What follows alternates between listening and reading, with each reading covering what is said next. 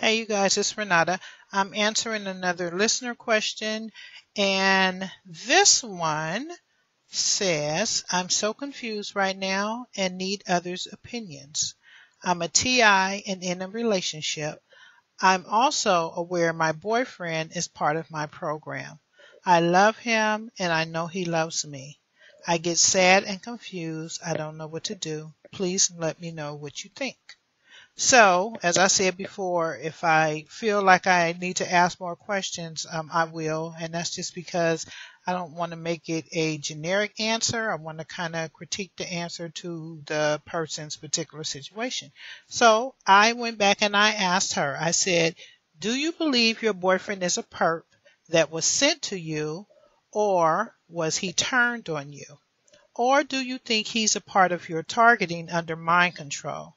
Do you live together? What kinds of things lead you to believe he's involved in your targeting?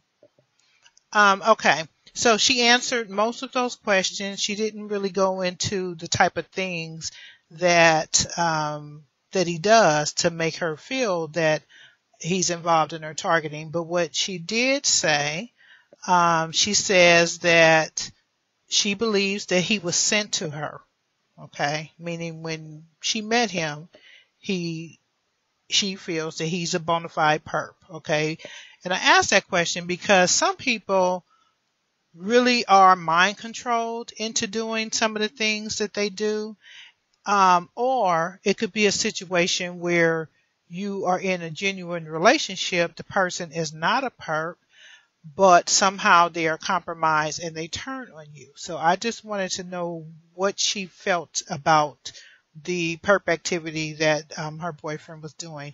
And she said that he definitely was sent to her and that he was a perp when she met him. Okay, so he's a bona fide perp. And she says that they do live together. And she says, honestly, I don't think the plan was for us to really fall in love, but it happened.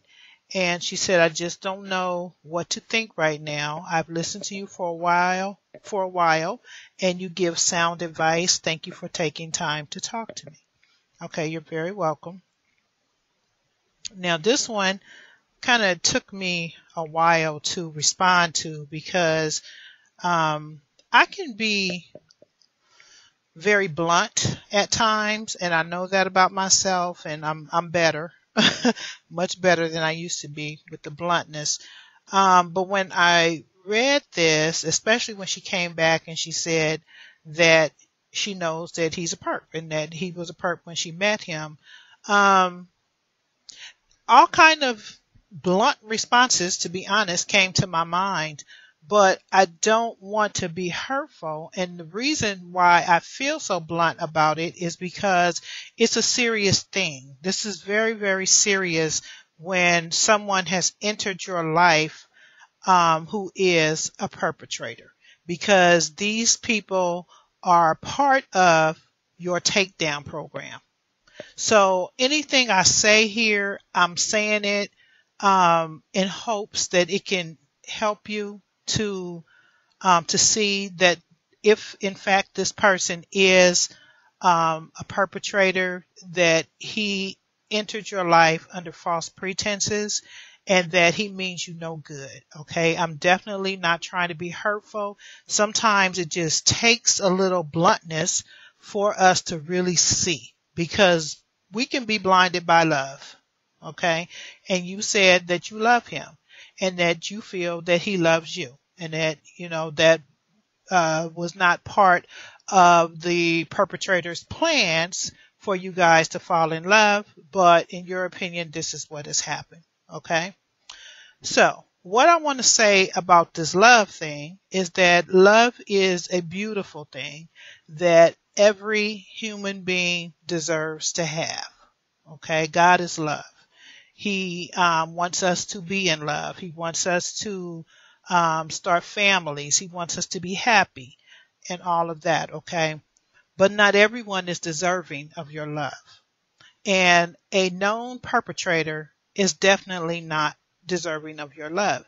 In fact, he is blocking true love from entering your life because he's occupying your time, okay? So, there's a time for love, but this is not one of those times. Okay, because as I said, he's not deserving of your love. He doesn't truly love you if he's a perpetrator, because his allegiance will always lie with the cult that he is a part of. Okay, he is a part of a satanic cult. That's what this whole targeting thing is. These are Satanists on top of this, and your boyfriend is a part of it. His allegiance will always lie with them. Okay, because they will kill him. They will do whatever they do if he turns on them, unless he repents and God helps him out of this thing. Okay. Now, going back to what I just said, this is not a time for love. Sometimes our mind has to overrule our heart. Love is an emotion. It's an emotional driven response. Okay. In this case, to someone who you feel loves you back. You can't operate off of emotions right now. You have to let your head overrule your heart, because our heart is going to go with, oh, this person is cute, the sex is good, we enjoy each other, I have fun with him. That's all false. It's all false, because that guy was sent to you. You have to think with logic. If you know, which is why I asked you, if you know that this man was sent to you. Now, had you said, I think, this is under mind control, or, something else, or I don't think he's, a perp, then the response would be different. But you said you're sure that this man was sent to you. So that means your head has to overrule your heart. You have to do what you know is what's best for you, not what you feel. We can't go off of feelings right now, because feelings steer us wrong many times. So you can't go off of that. You have to go off of what you know is best for you. And what's best for you is not a perpetrator.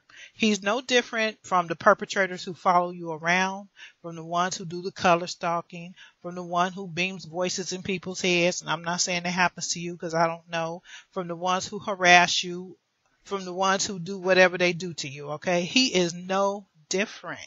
You have to hear that. He is the same as all the other perpetrators. In fact, he's worse, because he's living in the house with you. You said you guys live together. So it's a 24-hour operation. He is targeting you. You are an assignment.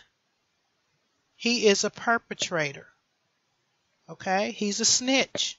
He's a government agent. And you are the job. And I hate to say that. That's why I said I don't want to be blunt. But I mean, you have to hear this. You have to know this. You have to understand this. You are a job assignment for this man. Okay? Now, I want to tell you two quick little stories that may help you understand this just a little bit more. And one, I'm going to read from this article. I had to dig way back to find this article. But I remember reading this on my call some years ago. This happened back in 2014. Okay, so 4 years ago, not that long ago. And this is a story about, and I just highlighted some sections. I'm going to put the link to the article in the description box so you can read this. But it's kind of long, so I don't want to read the whole thing. But this is about a lady who was in a relationship with a person who she later found out was an undercover police officer. Okay, this is the same thing that's going on with your boyfriend. He may not be a police officer, but he's a perp, and a perp is a perp is a perp. I don't care what you call him, an undercover, a snitch. They're all perps. Okay, so this lady's name was Jackie, and let's see. I'm going to try to summarize some of this.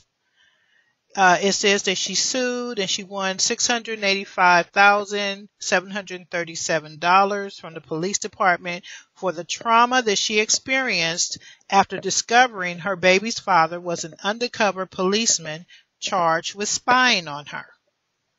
Okay. And she had some questions come up in her mind, and those were, why was I targeted?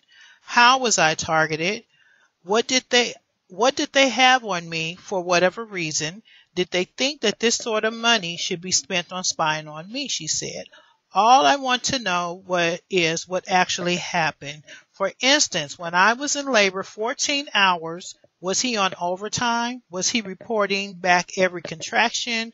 Why did they need to know this about me? Now, the lady was an animal rights activist, okay, and these people were gaining steam. These activists were gaining steam, and they started to get the attention of the police. I guess she was kind of up in the ranks with these activists for the animal rights, and so they sent this man to date her. Basically, same thing that's happening with you. You know, things a little bit different in your situation, but same thing. They sent somebody to date you. Okay, so and then I'm just skipping around this article. Overcoming her initial hesitancy, Jackie fell for Lambert, and they were together for several years. She says, he was my first love, my first pregnancy, my first giving birth, and he stayed with me until just after our son's second birthday, she said. He was a hands-on dad, and I know this is a funny detail, but we even had a cat together, so it was a family home. Okay? So her point there is that they had a regular, normal life. They had a child, they had a pet, you know, they lived together just like you live with your boyfriend. Everything looked normal. Okay? And then she said he did disappear a lot, but we're talking about a time before mobile phones where you couldn't track people like you can now. So he would say he was on an animal right action. Okay? Once I had the baby, I was overwhelmed with motherhood. He would, as he said, be going on actions whether it wouldn't have been suitable, where it would not have been suitable to take the baby. So in other words, he started making all these excuses on why he was not around, on why he had to leave. He had to go to this animal rights activism thing that took him far away. So does your boyfriend disappear?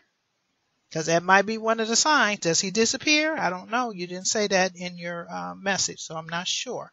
Okay, so then she goes on to say, one particular person he pointed out to me, he said was a police informer and made me tell everyone else. We all ostracized this person, and yet Bob, which was the Perp boyfriend, he was the enemy.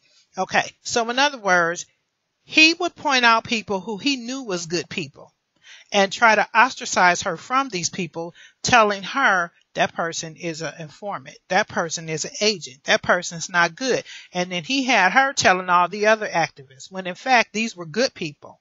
But this is how he was getting people out of her life, okay? Jackie claims that it wasn't just the state who monitored their meetings, that companies like McDonald's would hire corporate spies to infiltrate them too. Okay, corporate spies from McDonald's, you guys. She says she thinks there were at times more corporate spies and cops than there were activists at the meetings. And anytime you get into any activism, there are always going to be some undercovers in the crowd, some perps in the crowd. Jeff Shepard and Andrew Clark were jailed for their participation, something that Lambert's testimony enabled. Afterwards, he told Jackie that he had to go on the run to escape arrest. So some other people inside of their activism, they got arrested. So then her Perp boyfriend, baby daddy at this point, told her that because these other two people got arrested, he needed to go on the run.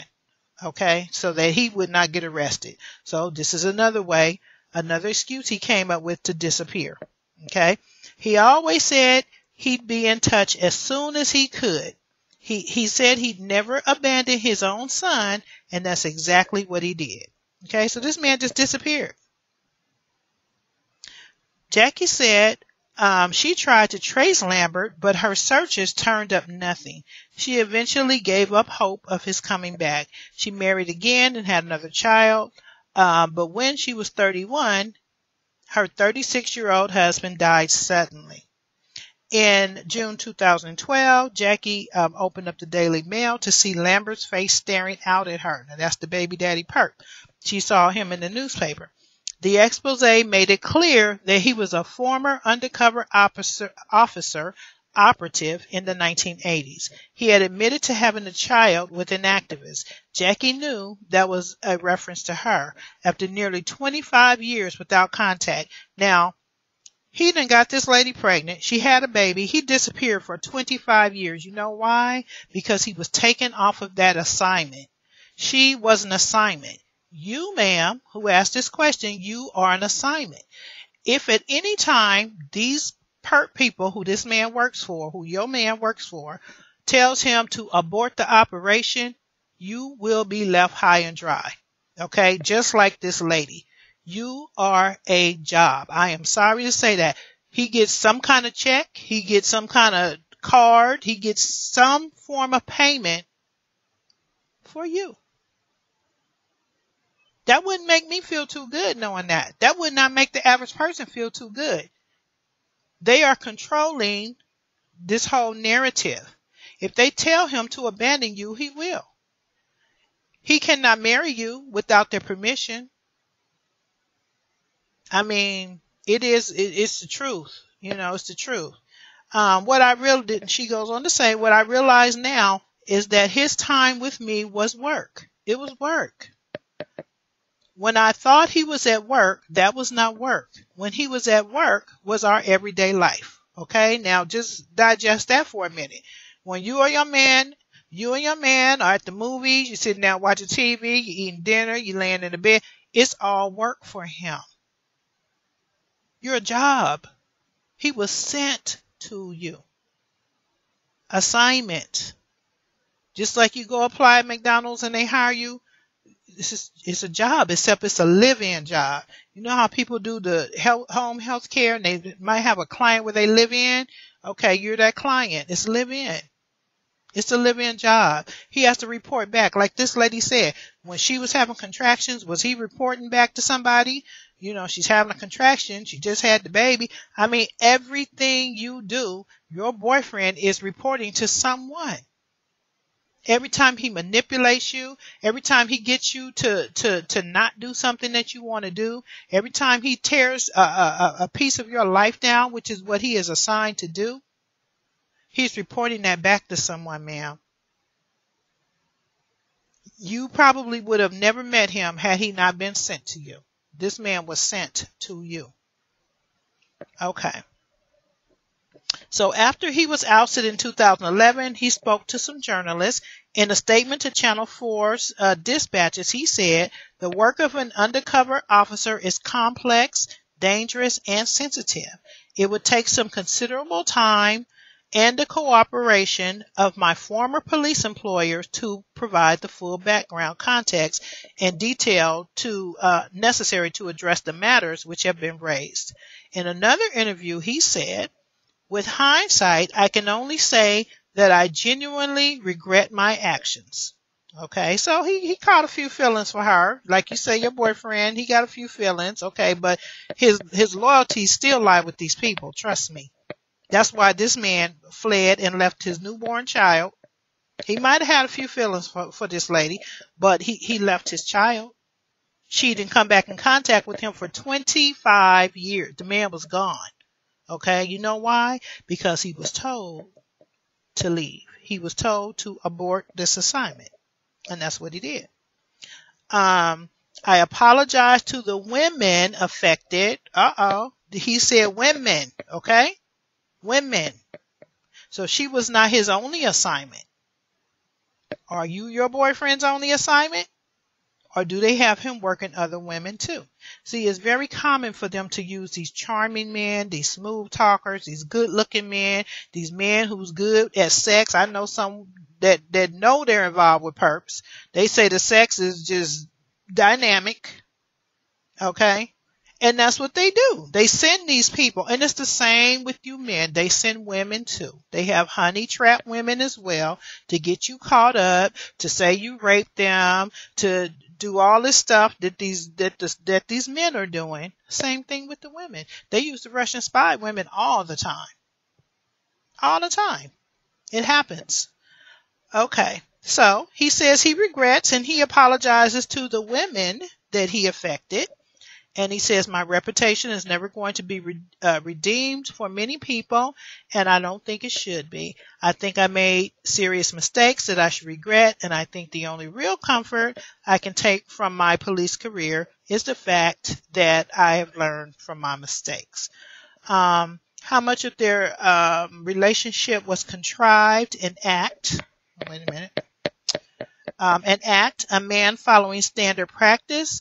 Jackie said that she and other women taking similar cases have all met and talked about it. Now listen to this, ma'am, who asked this question, because this is what this lady is saying. She's saying that she got together with other women who men have been sent to them as well. Turns out that they were some sort of operative. And she says realizing the courtships were exactly the same. So all these women that she talked with, they put their notes together and it was all the same. She says the way they met, having the vans, offering lifts, because this is how she met this man, the baby daddy. This is how she met him, because when she'd be at these demonstrations, this activism stuff, he'd always offer her a ride home, and she'd say, no, thank you. But he acted like he was an activist too. So eventually she felt he was charming, so she took a ride home, and that's what happened. So she's saying when she put her notes together with these other women who had men infiltrate their life, they found out that they all met the same way. That all of them have vans. The men have vans. They all offered them rides home. They gave them the same type of Valentine's Day cards. And she said they all left the same. She said they just disappeared one day. So what I'm trying to say is what your boyfriend has going on with you is just another script. It is a script that was written for him. If they have been watching you, not trying to scare you, because they watch all of us targeted individuals. They know what you like. They know what you don't like. They know how they want to keep you oppressed. They know they've given this man a script on how to manipulate you. This man is reporting back. This is not love. This is not love. Like I said, this is a case for your head, not your heart. You got to think. You got to think. Okay, let's see. The whole time he was with Jackie Lambert, This is the man, okay? This is her perp baby daddy. The whole time he was with the lady, he was married with 2 children. Okay, he had a whole nother family. When she gave birth, he was in the hospital room with her. He was there through all 14 hours of labor. I thought this guy had this really terrible childhood, and I was giving him this concrete loving family. I tried to make our home lovely for us both. Okay, and it goes on, and I'll put the link in there, but I'm going to end right there. This man was sent to her. This man may have had a feeling or two, but it was all under false pretense. He did not love her. He impregnated her, abandoned her child, had a whole nother family somewhere, okay? 2 other children and a wife.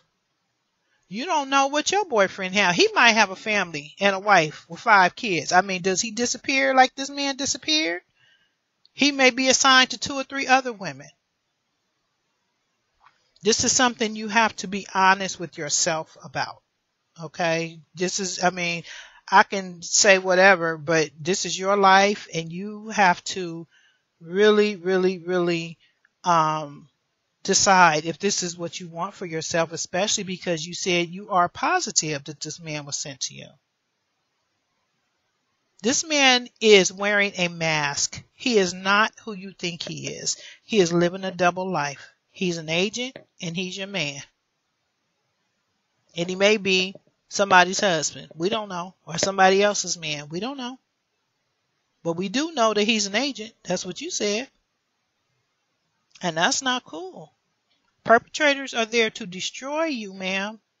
Any perpetrator is there to destroy you, to psychologically abuse you, to mess with your head.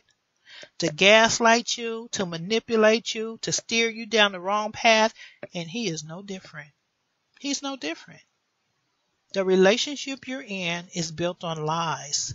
It's built on deceit. You really honestly don't know this man. You really don't.